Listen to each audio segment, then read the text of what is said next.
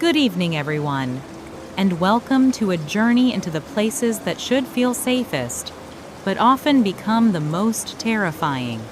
Imagine moving into your dream home, only to discover it's been silently watching you, and not in a good way. Tonight, we're delving into chilling accounts of individuals whose houses became their personal nightmares, where the very walls seemed to breathe with unseen forces and the past refused to stay buried. Have you ever walked into a room and just felt that something was off? That lingering chill? That sense of unease that prickles the back of your neck? Let us know in the comments if you've experienced anything similar, because these next stories will make you question everything you thought you knew about home. Our first unsettling account comes from a time when moving was a constant for one family, tied to a father's contracting work. They landed in a sprawling, isolated farmhouse in South Africa. This place wasn't just old, it felt ancient, with creaky wooden floors and even an old laundry shaft. The kind you see in horror movies, almost unheard of in that region. The protagonist, homeschooled, spent her days exploring its vastness, the house and its grounds becoming their entire world. The elderly owners lived in a smaller cottage nearby. Having built the main house generations ago, it seemed odd they'd rent out such a grand home, but age, the family reasoned, likely made maintenance too much. At first, there was a quiet normalcy, but about a month in, subtle things began to shift. Small, unsettling anomalies. One evening, while the mother was preparing dinner, a rattling sound echoed from the kitchen. It wasn't just a pot boiling over. When she went to investigate, every single dish had been taken from the cupboards and placed face down on the counter. The mother immediately blamed her daughter, but no amount of pleading could convince her otherwise. A seed of unease was planted, not just in the mother, but deeply in the daughter's mind. Days later, the family was watching television in the lounge when heavy, deliberate footsteps began pacing back and forth upstairs. Slow, measured steps on the old wooden floor. They moved towards the stairs, then silence. A quick check of the house confirmed no one was there. Yet the footsteps and the inexplicable shuffling of cutlery in the kitchen became more frequent. The mother was clearly spooked, but the father, ever the pragmatist, brushed it off. Just the wind, he'd say. Or maybe a bird flew in. He never mentioned the dishes, but the daughter could feel his unspoken accusation, even though she knew, deep down, she wasn't playing any prank. Then came the day that cemented the dread. Alone in the house, playing her Game Boy, the daughter heard the footsteps again. Only this time, they didn't stop. They began their slow, deliberate descent.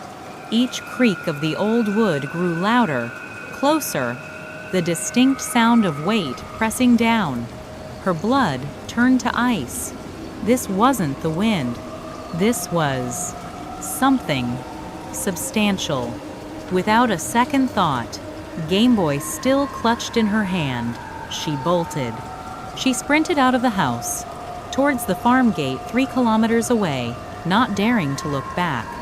The entire time, she felt an unseen, heavy presence behind her, urging her to turn around. She didn't stop until she reached the gate, gasping for breath, utterly terrified.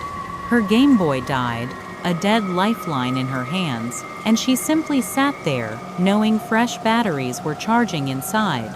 But Mortal Kombat would have to wait. She wasn't going back. The intense activity subsided after that, but the footsteps continued, the odd fork or plate still out of place. Her mother and she remained constantly on edge. They stayed for just over a year, about a month before they moved out. Curiosity, or perhaps a desperate need for answers, drove them to visit the elderly couple who owned the property. When they brought up strange occurrences, the old man's face darkened. After a moment of silence, he shared a story that sent chills through them. He and his wife had twins, a boy and a girl. Around 16, the girl was attacked on their way home, never recovering from the trauma. One day, her father found her hanging in the kitchen. Her brother, fiercely protective, was shattered. He couldn't cope with the loss, and years later took his own life in the same house. The old man never specified where, only that it happened. Then, in a voice barely above a whisper, he revealed the real reason they moved out. At night, in bed, they would hear voices, whispers, sometimes loud, sometimes quiet, but always the same. Their children's voices talking to each other just as they did when they were alive. The burden of hearing their dead children nightly was too much. They built the cottage to escape. Even after hearing this, the narrator tried to rationalize, but to this day, the memory of those footsteps descending the stairs when she was alone makes her skin crawl. The South African farmhouse, with its unseen forces and lingering past, became a stage for inexplicable phenomena that defied all logic.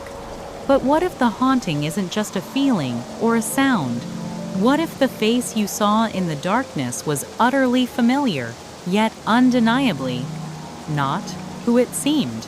Tonight, we plunge deeper into the unknown, exploring chilling encounters where the veil between worlds thins and distinct, often terrifyingly visual, spectral figures manifest before our very eyes. These aren't just feelings or sounds.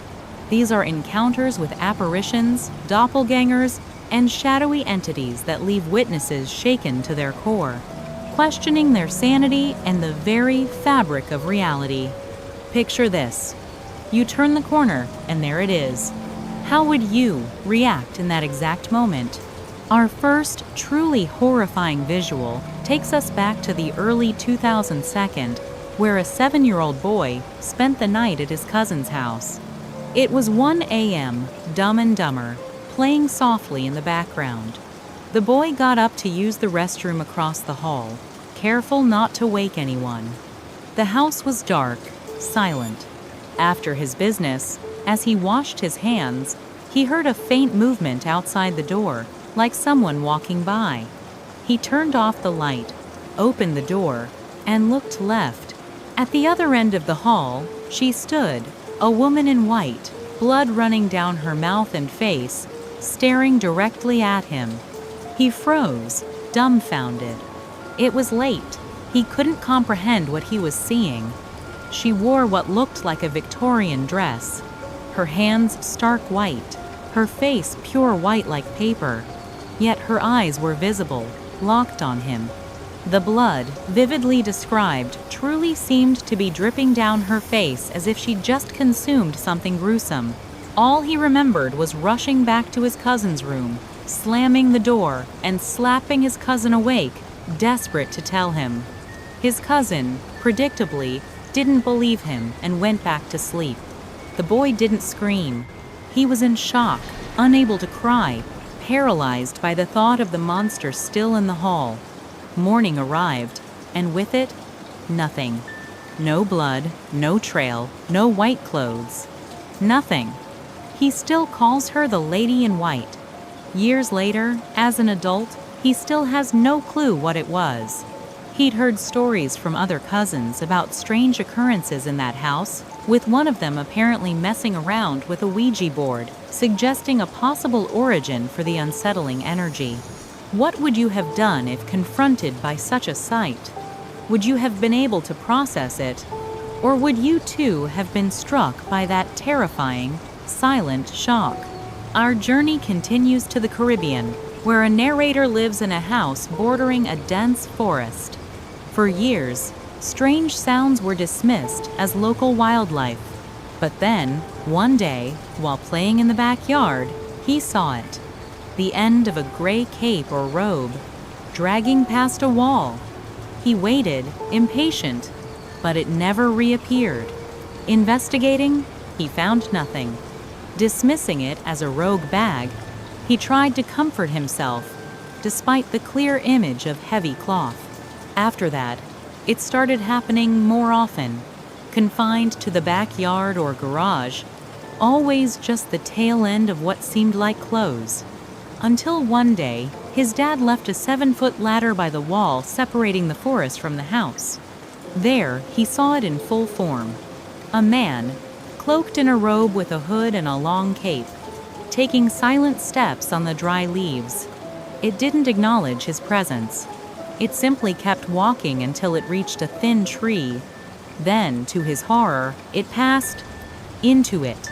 The figure continued, but nothing emerged from the other side of that glorified twig until the last of its cape vanished into nothingness. Almost 5 at the time, he instinctively jumped from the ladder, landing face first, legs giving out from the height, then ran, covered in dirt, to tell his mom. She simply told him it was his imagination. He never saw the figure again, but soon after, he began having recurring nightmares. A shack appearing in the backyard, its door swinging open, screaming at him, slowly dragging him towards it until he woke in a cold sweat. These nightmares, too, eventually stopped. He wonders if the dreams were connected, or just a child's attempt to rationalize the event. This wasn't the first or last unexplained thing in the area. Neighbors, young and old, seem to agree something is wrong here, even if they don't give it much attention. What do you think the robed figure was? And could those nightmares truly be a psychological echo of such a profound and bewildering experience? Our final apparition takes us to a small town, haunted by a local legend. Everyone knew the story of the girl who vanished in the 72nd. 16, barely old enough, she'd cycled off one summer night in her favorite red windbreaker and never returned. Her body was found near the old intersection by the railroad tracks, a freak accident. For years, people claimed to have seen her, a fleeting glimpse of a girl on a bike, hood up, face hidden, always near that intersection, always at night, always watching. Some believed she sought a way home. Others, that she didn't even know she was gone. The narrator never paid much attention until the night he saw her himself. It was late, past midnight, driving home. Streets empty, town silent. He pulled up to a red light. At that intersection. Then, movement in his peripheral vision. He turned. She was there, perched on her old bike, red windbreaker zipped tight, hood covering her hair. She was looking right at him. For a second, his mind fumbled for an explanation. A night biker, a trick of light, anything. But deep down, he knew. He whipped his head back, heart hammering, staring straight ahead. No way. He forced himself to look again. She was gone. He sat there until the light turned green, gripping the wheel, not daring to move. He never truly told anyone, because deep down, he knew. Whether ghost, memory, or something else, he had seen her, and he thinks she saw him too.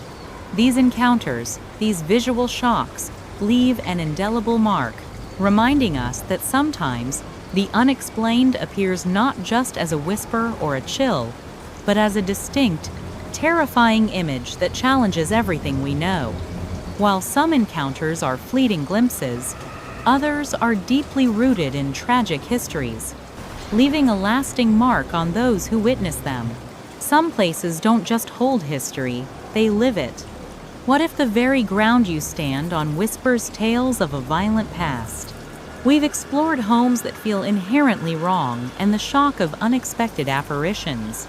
But sometimes, the line between past and present blurs entirely, and the echoes of tragedy manifest in chilling detail. This is where history isn't just learned, it's relived, as if the very fabric of reality holds a perpetual memory of what came before. Our first story today comes from someone whose career put him in direct contact with such a place, a disused World War II airfield in the UK.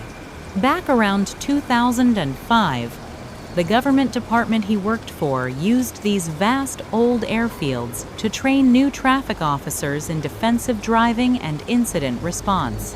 One particular site, Throckmorton Airfield, housed a massive structure known as Hangar 1. It was a truly colossal space. Even with a total of 15 Land Rovers and Nissan Pathfinders parked inside, spread out for inventory, they reckoned it occupied barely a quarter of the hangar's floor space.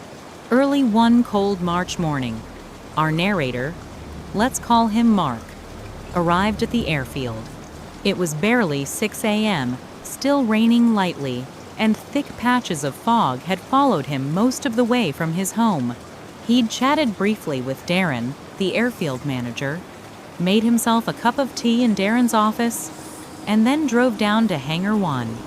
He unlocked the big roller doors and rolled one open just wide enough to get his car in, then closed it behind him, the sound echoing through the cavernous space.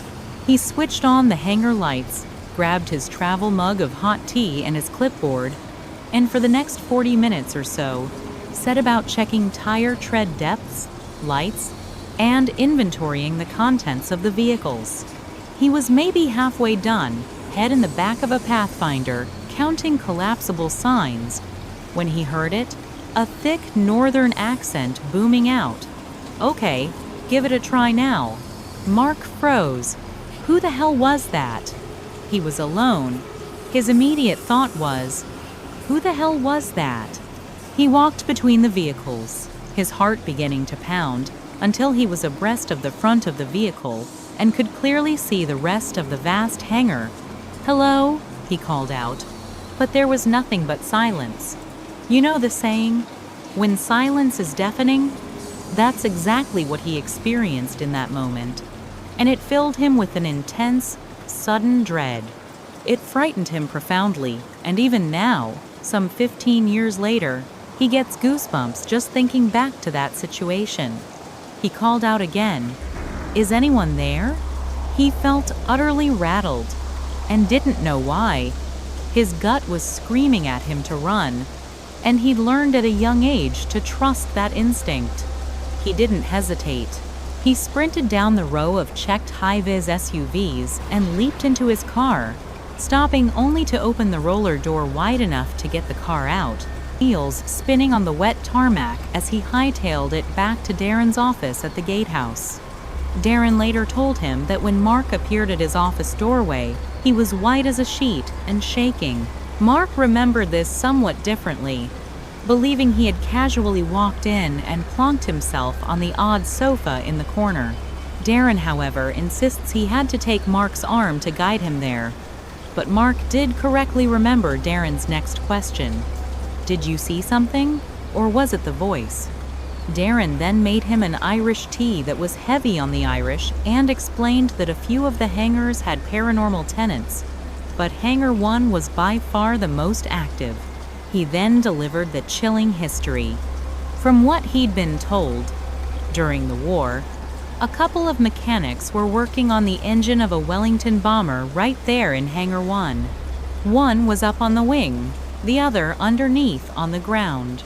The one on the wing said to his mate, "Okay, try now." The other one tried to spin the propeller. The engine caught immediately, which he wasn't expecting.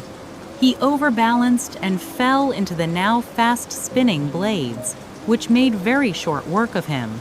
Darren couldn't explain the malevolence the hangar seemed to possess, but Mark wasn't the first to be terrified of Hangar 1.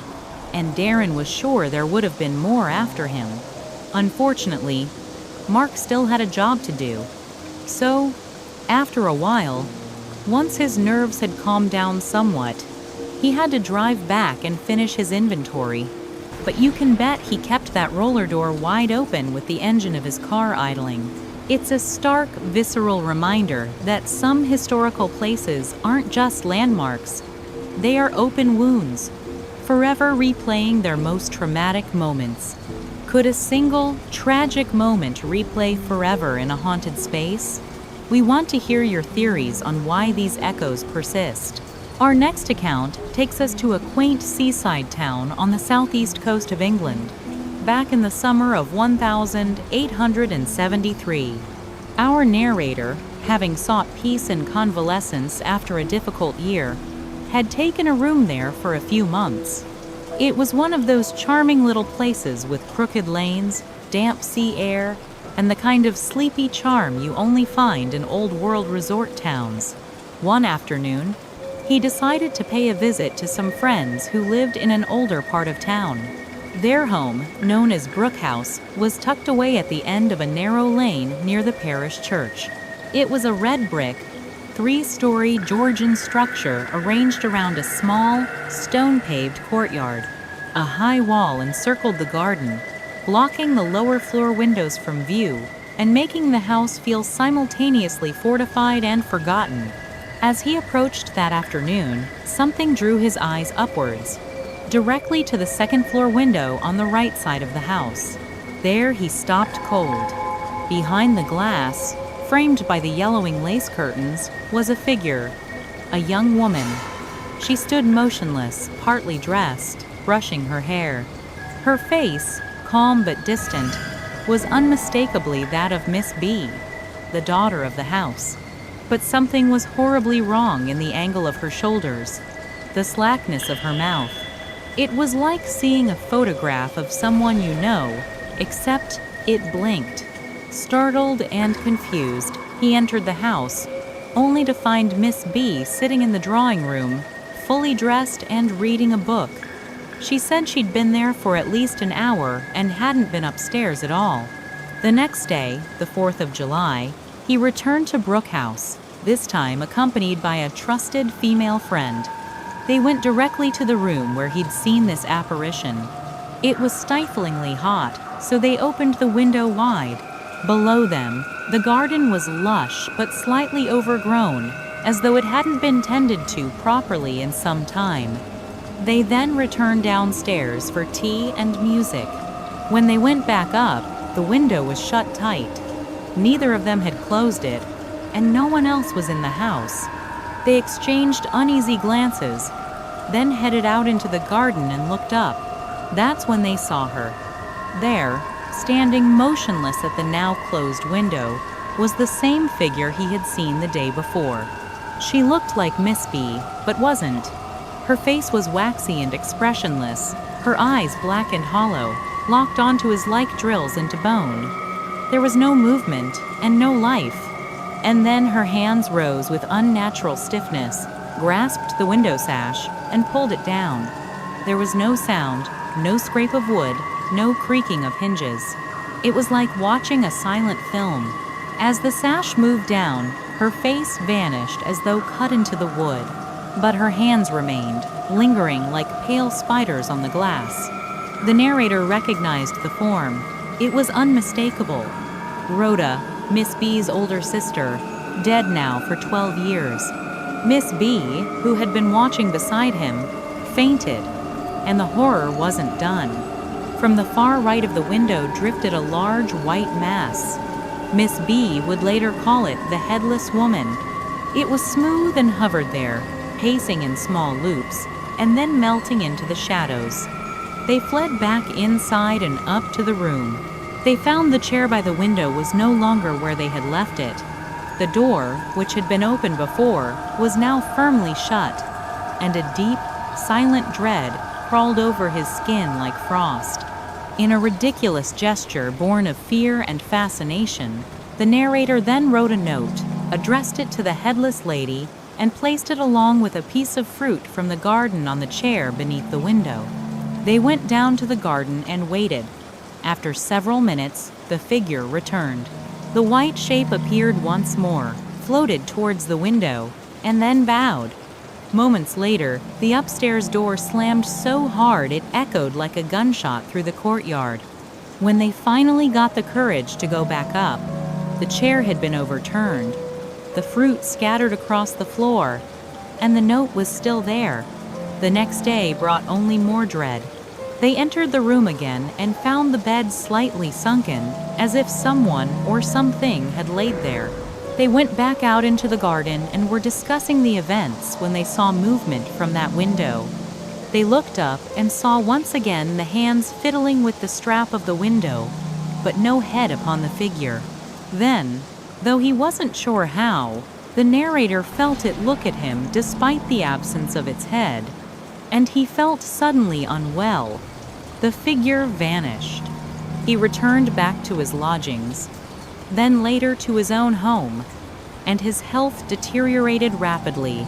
For 2 years he was exceptionally unwell, and the memory haunted him. He personally thinks it was that apparition. He must have done something to offend it, and it hurt him deeply, nearly killing him, he suspects. But thankfully, he overcame it and made sure to never pay another visit to Brookhouse again. He strongly recommends that we all heed his advice and stay well clear. It's a chilling testament to how the lingering presences of the deceased can not only haunt spaces, but actively impact the living, tying them to a past that refuses to rest. These stories force us to confront a profound question. Can the intensity of past events, whether violent tragedies or simply the routine of daily life, leave an energetic imprint on a location, replaying for those sensitive enough to perceive them? Could a single, tragic moment replay forever in a haunted space? Or are these conscious entities, trapped by their circumstances, desperate to communicate their unfinished stories? Perhaps they are a combination of both, a tapestry of residual energy and lingering consciousness. We want to hear your theories on why these echoes persist, what binds these spectral phenomena to specific locations, and why certain moments seem destined to repeat. Share your thoughts in the comments below. Yet, not all connections from the other side are terrifying. Sometimes, those we've lost reach out in ways that bring comfort, or even a sense of closure. What if the call you missed was the one last message from someone you cherished? Imagine the weight of that missed connection. My first story comes from a woman whose mother experienced just that. A call from beyond the grave that left a permanent imprint. Her mother had lost the closest thing she had to a father, her stepfather. He had stepped up when her biological father walked out, providing the care, stability, and love she desperately needed. His passing was devastating. After the funeral, the family gathered at the house, a low hum of voices filling the air, attempting to fill the void he'd left behind. Then, the phone rang. My friend's mother answered, expecting a relative checking in, but what she heard sent a chilling jolt through her. A man's voice, urgent and uncertain, simply said, "Mabel?" the way someone might ask if they weren't sure they'd dialed the right number. She knew that voice. It was him. Her heart pounded, a flood of shock, disbelief, and fear surging through her. In her panic, she slammed the receiver down. Immediately, she regretted it. Was it him? Had he called out to her one last time? She quickly dialed *69, the old reverse call feature, but there was no record of the call. The phone company's records only showed an earlier call from someone she knew. As far as they were concerned, it had never happened. No one called back. Even now, decades later, her mother still believes it was him, and she regrets not answering, not saying anything. She wonders what would have happened if she had stayed on the line, if she had listened just a bit longer. For what it's worth, her mother isn't religious or spiritual. She doesn't believe in ghosts or the afterlife. But that moment haunts her in a way she can't explain. It truly makes you wonder, doesn't it? What if that faint signal was indeed a final goodbye, a message of peace? Have you ever felt a loved one's presence after they've passed? A subtle sign that they're still watching over you? Sometimes, these ethereal connections offer a profound sense of closure, even at life's end. In 1998, my contributor's grandfather passed away at the age of 97. He had lived a long, full life, surviving wars, hardships, and countless changes. When he went to the hospital for colon surgery, his son and daughter knew his odds weren't great. Recovery was possible, But at his advanced age, it was a coin toss. They stayed with him, keeping him company as he drifted in and out of consciousness. At one point, he woke up, more alert than he had been in hours, blinking. He looked around and asked, puzzled, "When did I get back?" Confused, his son and daughter asked what he meant. He told them he had just been on a road trip in an Airstream trailer with an old friend, a buddy he hadn't spoken to in over 50 years. They had been driving down a long highway, the kind that stretches endlessly on both sides. Nothing but open sky above. He'd been behind the wheel, and then suddenly, a blinding light flooded the windshield. It was so bright he couldn't see. And then, just like that, he'd woken up in the hospital. They assured him it was just a dream. He nodded, closed his eyes, and within minutes, he drifted off again. But this time, he never woke up. Later, as they processed their grief, his widow brought up something she hadn't thought about in decades. The friend in the dream. She knew exactly who it was. Back in the years following World War II, her husband and his friend had been inseparable. They had once talked about taking a cross-country road trip together, just the two of them in an Airstream. They had made plans, dreamed about it, but life got in the way. And at some point, they had a falling out, one so serious they never spoke again. The road trip never happened. Yet, in his final moments, that journey had come back to him. Did his mind bring it up as a simple dream, a forgotten regret resurfacing at the end? Or had it been something more?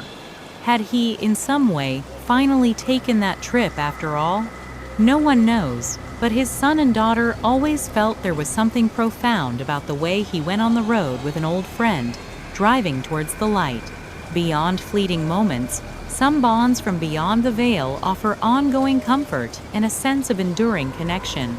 One contributor, who was like a grandchild to her neighbors, Ted and Josie, shares a touching account. After Ted passed away, Josie followed him 6 months later. 4 days after Josie's passing, the contributor was sleeping in her bedroom when she suddenly woke up at precisely 1 a.m. She heard the wooden floor from her room creak, and then felt the bed sink as if someone had sat on it behind her. Thinking it was one of her sisters, she pretended to sleep. A few seconds later, the presence got up and left. The next day, she forgot about it. But that night, the exact same thing occurred. She woke at 1 a.m. again and felt someone walk in and sit on the edge of her bed.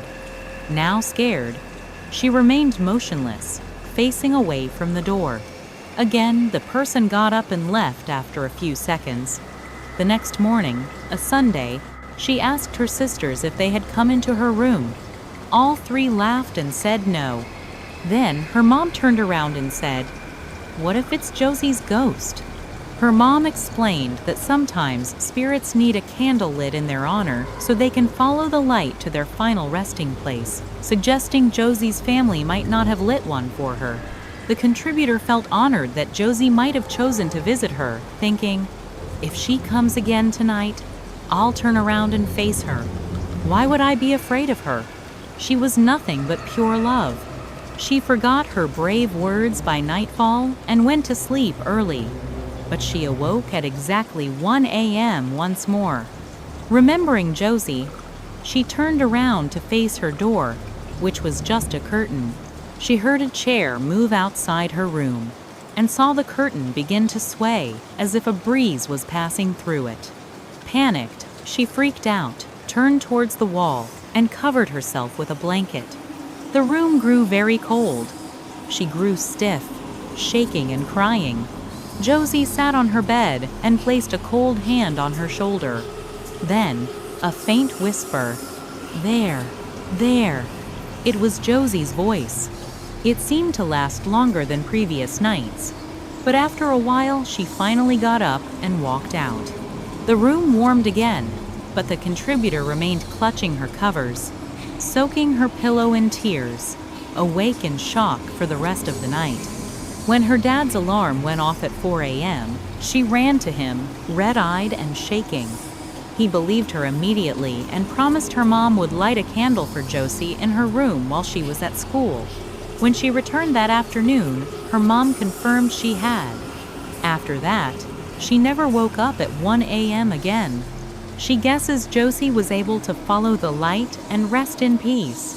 She was left in awe, a true believer in ghosts. Sometimes, these guardian-like presences manifest in the most unexpected and vital ways. My final story in this section comes from a mother whose son was born with a single heart ventricle, needing 3 open-heart surgeries before age 5 to survive. After his 3rd surgery, he developed an extremely rare complication that could only be resolved with a heart transplant. They lived in the hospital for almost 3 months while he was on the transplant list. Those were the worst months of her life, seeing her son suffer and not knowing if he'd be okay. It was absolute torture. During their agonizing wait, the complication unexpectedly resolved itself, and he no longer needed the heart transplant. She insists it was nothing short of a miracle. A couple of months after they finally came home, she was going through boxes of her husband's old family pictures, including some of her son's grandfather, her father-in-law.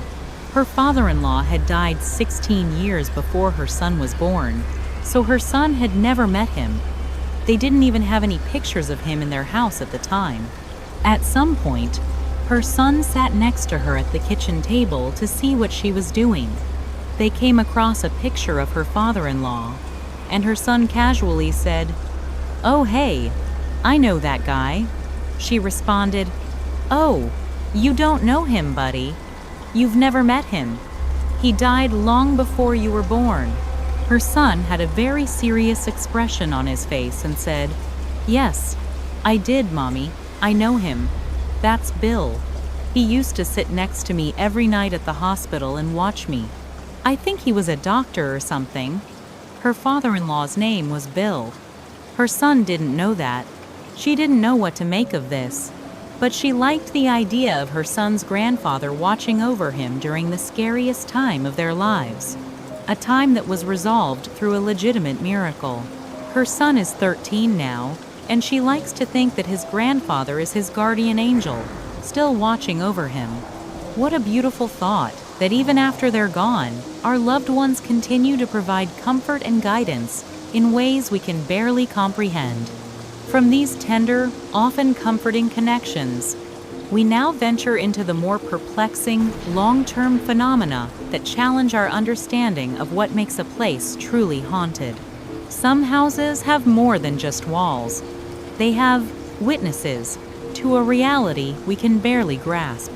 We've explored homes that felt wrong, fleeting apparitions, and echoes of tragedy. But as we reach our final destination, we confront phenomena so utterly bizarre, so deeply ingrained in a place, that they challenge our very understanding of what makes a house truly haunted. This is where the lines blur, where the seen and unseen coexist in unsettling harmony, leaving behind a lingering sense of mystery and profound questions.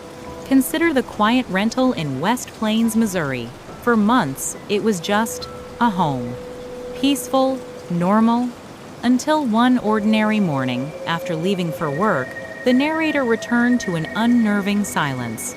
No usual chaos of playing children, no smell of dinner, just empty quiet. A quick walkthrough confirmed no one was home. A little amused that his family hadn't popped out to scare him, he settled onto the living room futon, facing the short, dark hallway to the bedrooms. He rolled a joint, flicked his lighter, but before he could even take a single hit, it happened. A figure sprinted from the back bedroom, halfway into the hallway, stopping right where the living room light met the shadows. It looked eerily like his 5-year-old son. It just stood there, staring. The narrator jumped, heart slamming into his throat, instinctively tumbling into the kitchen. But when he turned back, the figure was gone. He waited, straining to hear any sound. but there was only silence. His son was 5. He couldn't sit still, couldn't keep a straight face during a prank.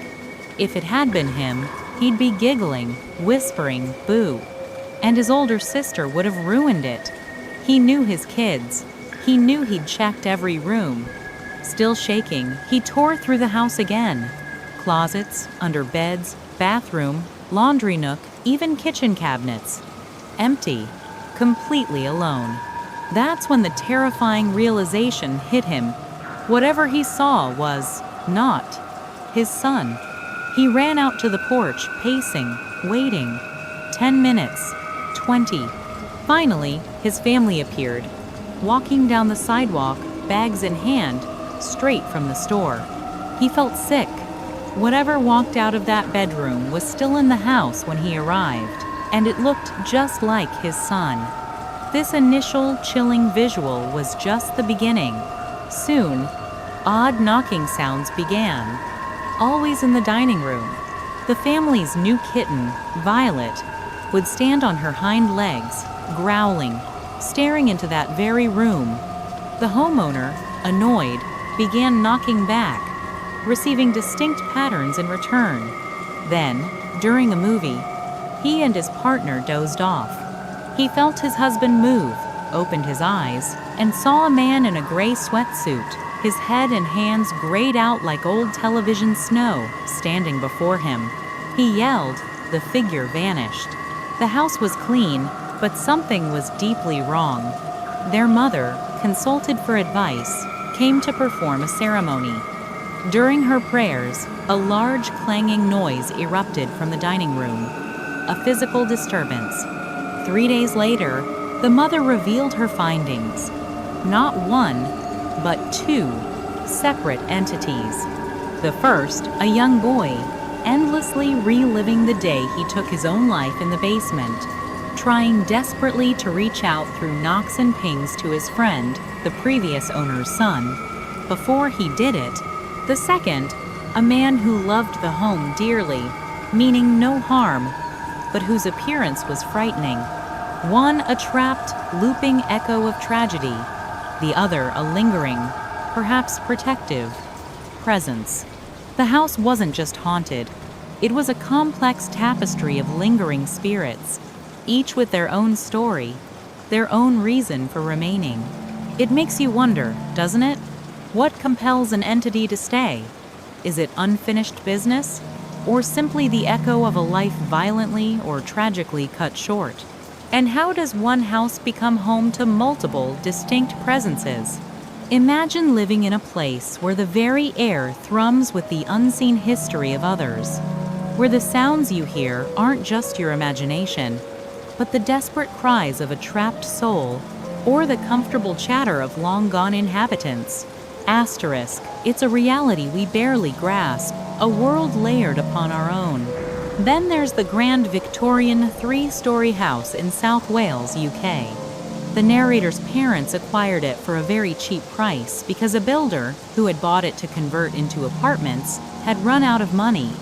The bank foreclosed, and somehow his parents got a deal. It was a building site, with the ground floor barely touched, but the other 2 floors were pretty much just shells. Structurally, the house was absolutely fine, dating from around the 1802nd. His dad asked him if he'd stay there to make it look occupied and deter squatters. He set himself up in the main living area with a camp bed, and all was good. He had electricity and hot water, and despite its condition, the house was sealed from the weather. His first few experiences were simple, hearing doors being opened and closed in other rooms.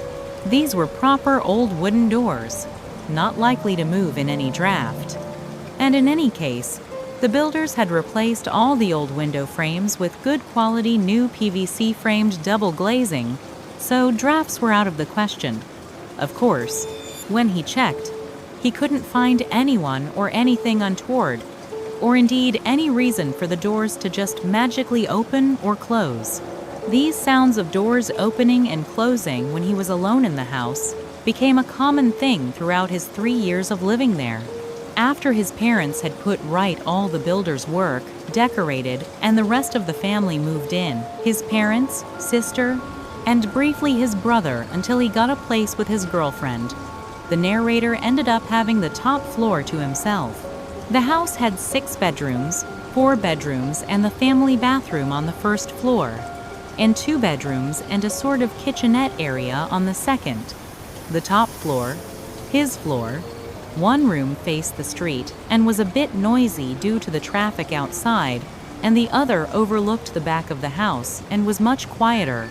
He set himself up in the back bedroom, but would soon be woken regularly by animals panting next to his head. He found out after a while that the last occupant of that room was an old man who had a German Shepherd dog. Another thing he often heard in that room was creaking wood and a rustling noise, like paper.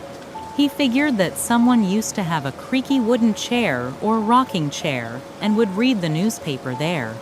He tried to move to the front bedroom, but the noise of traffic was too much in the summer with the window open, and having it closed made the room unbearably hot and stuffy.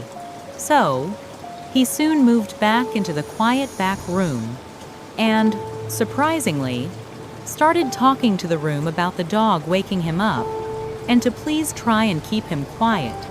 He was still woken up occasionally by panting noises, but it was a lot less frequently. One of the weirder things that started happening, he actually wasn't aware of until 2 years after living there. It had started slowly and built up over time. It was only when he moved out that he truly realized what was happening. He started to hear voices, several of them, like there was a group of people in the room with him and they were having a conversation or a quiet get-together. He doesn't know why, but to this day, whenever he thinks about it, he pictures them in 1930-second style, but he has nothing to base this on.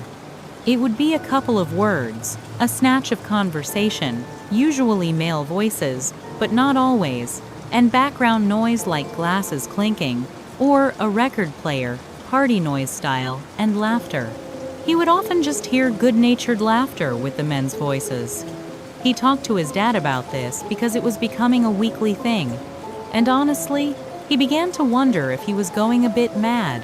His dad told him he hadn't heard voices, but did admit that he had other things happen to him that didn't happen to the narrator. It was only when the narrator moved out and into his new place that he realized after a few weeks he hadn't heard any of the voices, and the realization made him laugh with sheer joy. He wasn't losing his marbles after all. He stayed again at the house in 2002 after his dad died to help his mom. The first night there, he heard the voices again.